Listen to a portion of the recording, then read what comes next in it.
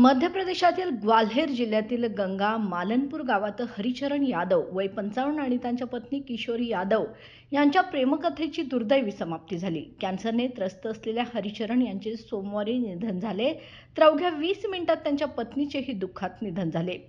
Haricharan Yadav LIC agent आणि शेतकरी होते। त्यांच्या 30 वर्षाच्या संसारात कधीही वाद झाल्याचे गावकऱ्यांनी पाहिले नव्हते। पती पत्नीच्या एकत्र निधनामुळे गावात शोककळा पसरली असून या घटनेची सध्या सर्वत्र चर्चा होत आहे।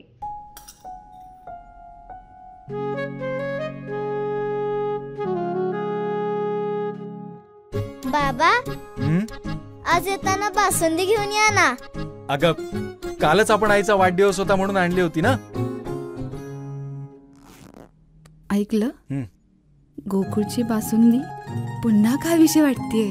खरं सांगू, मलाही खावीशी वाटतेय। पुन्हा पुन्हा खावीशी वाटणारी गोकुळ बासुंदी।